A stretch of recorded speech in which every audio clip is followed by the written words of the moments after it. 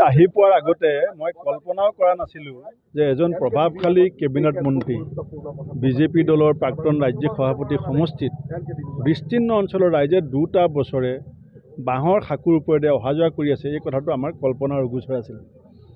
আজি আপোনালোকৰ সৈতে গৈ পেলাই যেতিয়া সেই অৱস্থাটো দেখিলোঁ, তাৰ দাঁতি কাষৰীয়া ৰাইজে যিখিনি কথা ক'লে, এইটোৰ পৰা 2টা কথা ফুটে মনাইছে। এটা কথা হৈছে যে ৰাজভঁৰাল শূন্য। অসম চৰকাৰে ৰাজ্য পৰিচালনা কৰিবৰ কাৰণে অৰ্থনৈতিক যিটো জোৰাটোপলি মৰা অৱস্থা, সেই অৱস্থাটোৰ প্ৰকৃত স্বৰূপ বজালিৰ বাঁহৰ সাঁকোৰ কাষত থিয় হ'লে আপুনি গম পাব। সেইটো কেঁচা ৰাস্তা বা কোনোবা চুবুৰী ৰাস্তা নহয়। এটা প্ৰধানমন্ত্ৰী গ্ৰাম্য সড়ক যোজনাৰ ৰাস্তাত 2খন দলং মানুহে সাঁকো বনাই পেলাই পাৰ হ'বলগীয়া হৈছে।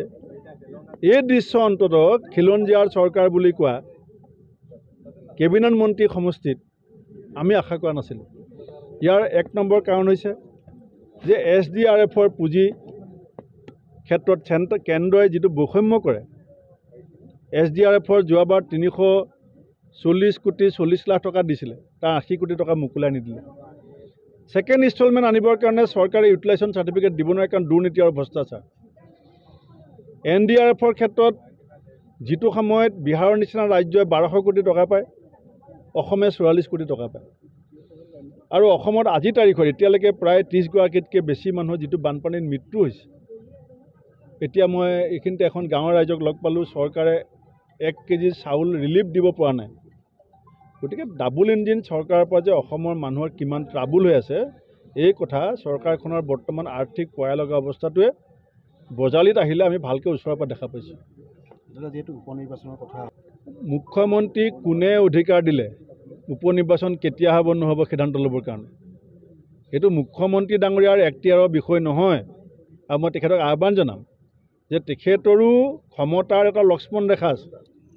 তেখেতে লক্ষ্মণ ৰেখা বাহিৰত গৈ পেলাই ক্ষমতা দেখাব নালাগে। উপ নিৰ্বাচন 5টা সমষ্টিতটো 100% হ'ব। এইটো ইলেকশ্যন কমিশ্যনে পাতিবই লাগিব, পাতিবলৈ বাধ্য হ'ব। আৰু উপ নিৰ্বাচন আমি সৰ্বশক্তিৰে খেলিম। আমি ৰাইজৰ ঘৰে ঘৰে যাম। আমাৰ দলীয় কৰ্মীক ইতিমধ্যে আমি নিৰ্দেশ দিছোঁ।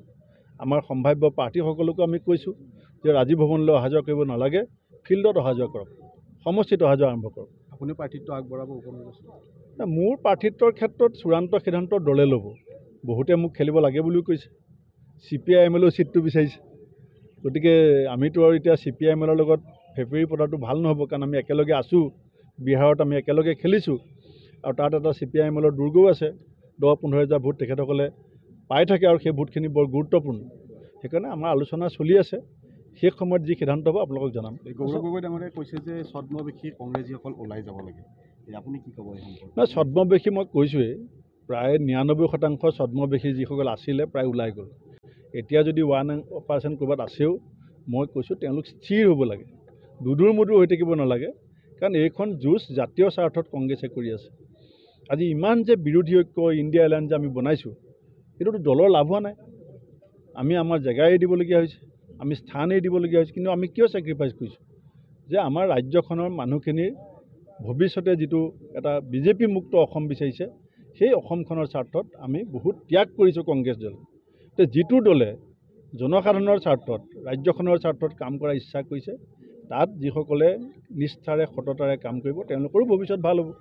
সেইকাৰণে মই ভাবিছোঁ যে এতিয়া দুধুৰ মুধুৰ মানুহখিনি চিজিল হ'ব। এতিয়া আপোনালোকৰ কেইবাগৰাকীও বিধায়ক, 2-3 গৰাকী বিধায়কে ইতিমধ্যে চৰকাৰক সমৰ্থন দিছে। তেওঁলোকে চৰকাৰৰ লগত থাকিম বুলি কৈছে। তেওঁলোকৰ বিৰুদ্ধে কিবা দলীয়ভাৱে? ইতিমধ্যে আপোনালোকে জানে যে এই যিকেইজন বিধায়কে ইনডিচিপ্লিন, আমি তেওঁলোকক দলৰ পৰা ছাছপেণ্ড কৰিছোঁ। তেওঁলোকৰ বিৰুদ্ধে বিধানসভাৰ মাননীয় অধ্যক্ষ ডাঙৰীয়াক আমি লিখিত কমপ্লেইন দিছোঁ। ৰাহুল গান্ধী ডাঙৰীয়াৰ বিৰুদ্ধে যেতিয়া চুৰত আদালতে সিদ্ধান্ত লৈছিলে, তেতিয়া 48 ঘণ্টাৰ ভিতৰত ৰাহুল গান্ধী ডাঙৰীয়াৰ সাংসদ পদ লোকসভাৰ অধ্যক্ষই খাৰিজ কৰিছিলে। হিমাচল প্ৰদেশত যেতিয়া ইনডিচিপ্লিন MLAৰ বিৰুদ্ধে কংগ্ৰেছে কমপ্লেইন দিছিল, এসপ্তাহৰ ভিতৰত হিমাচল প্ৰদেশৰ বিধায়ক পদ খাৰিজ হৈছিল। অসম বিধানসভাৰ মাননীয় অধ্যক্ষগৰাকীয়ে ইমান সময় কিয় লাগে? ইমান তেখেত ক'ত ব্যস্ত আছে মই বুজি পোৱা নাই। অসমত মূল্যবোধৰ ৰাজনীতি প্ৰতিষ্ঠা কৰাৰ স্বাৰ্থত, অসমৰ ৰাজনৈতিক ক্ষেত্ৰখন স্বচ্ছ কৰাৰ স্বাৰ্থত, নতুন প্ৰজন্মই ৰাজনীতিৰ প্ৰতি যাতে আকৰ্ষিত হয়, এটা ভাল পৰিৱেশ ৰচনা কৰাৰ স্বাৰ্থত এই যিকেইজন বিধায়কে দলৰ স্থিতিৰ বিৰুদ্ধে গৈ পেলাই সকলো ধৰণৰ মূল্যবোধ জলাঞ্জলি দিছে, তেওঁলোকৰ ক্ষেত্ৰত আমি যিটো শাস্তি দাবী কৰিছোঁ সেই শাস্তি দিয়াৰ ক্ষেত্ৰত অধ্যক্ষই কৃপণালি নকৰিব এইটো মই আশা কৰিছোঁ। বিজেপিৰ কোনোবা আহিব নেকি কংগ্ৰেছলৈ? বিজেপিৰ যিহেতু বিসম্বাদ আৰম্ভ হৈছে, তেনেকুৱা বহুত মানুহে যোগাযোগ কৰি আছে। আমাৰ দলত সিদ্ধান্ত ল'ব পৰা নাই। কিছুমান প্ৰাক্তন বিধায়ক নেতা যোগাযোগত আছে। অশোক শৰ্মা মীৰামুখী আচলতে বিসম্বাদৰ সৃষ্টি কৰিছে বিজেপি দলত, তেখেতসকলে কিবা যোগাযোগ কৰিছে নেকি? প্ৰত্যক্ষভাৱে মোৰ লগত যোগাযোগ নাই, কিন্তু আমাৰ বহুতে মোক কয় যে বিজেপিৰ বহু বিধায়ক প্ৰাক্তন বিধায়ক এনেকুৱা মানুহ আৰু নেতা আমাৰ লগত আহিব বিচাৰে বুলি মোক জনায়। মোক ডাইৰেক্টলি কোনো কোৱা নাই। নিৰ্বাচনৰ বাবে সাজু হৈছে, মিত্ৰতা থাকিবনে নাই বিৰোধী ঐক্য যিবোৰ? মিত্ৰতা ৰাখিবলৈ আমি পূৰা চেষ্টা কৰিম। আমাৰ যিটো বিৰোধী ঐক্য আমি বনাইছিলোঁ, আমি একেলগে থাকিবলৈ পূৰা চেষ্টা কৰিম। চেষ্টা অব্যাহত থাকিব। পঞ্চায়ত নিৰ্বাচনত কিছু কাৰিকৰী অসুবিধা আছে, আপোনালোকেও বুজি পাইছে যে এটা সমষ্টিত 200জন মানুহক প্ৰাৰ্থী দিব লাগিব। এইটো গুৱাহাটীত আমি নেতাসকল বহি কৰাটো সম্ভৱ নহয়। সেই ফৰ্মুলাটো আমি কেনেকৈ কৰিম ইমানবিলাক দলৰ মাজত? স্থানীয়ভাৱে মানে সমস্যাটো স্থানীয়ভাৱে আমি জিলাবিলাকক আজি বজালিত ধৰক 200জনে প্ৰাৰ্থী পাব। এতিয়া এইটো বুথত কোনে খেলিব লাগে, এইটো সিদ্ধান্তটো গুৱাহাটীত ল'লে ভুল হ'ব। এই সিদ্ধান্তটো ল'বলৈ যাওঁতে স্থানীয় ইয়াৰ নেতাসকলে জিলা কংগ্ৰেছে লওঁতে ইয়াৰ বাকী দলৰ নেতাসকলৰ লগত বুজাবুজি, মোৰে লুৰিণ গগৈ বহিলে ঠিক হৈ যায়, ময়ে অখিল গগৈ বহিলে ঠিক হৈ যায়, কিন্তু বজালিত বুথত বহাটো ইমান সহজ নহয়। এইটো অকণ জটিলতা আছে, সেইকাৰণে আমিও চিন্তা কৰি আছোঁ কি কৰিব পাৰোঁ। যিকোনো খবৰৰ বাবে যোগাযোগ কৰক আমাৰ এই নম্বৰত 7099017330 আৰু 7099017110।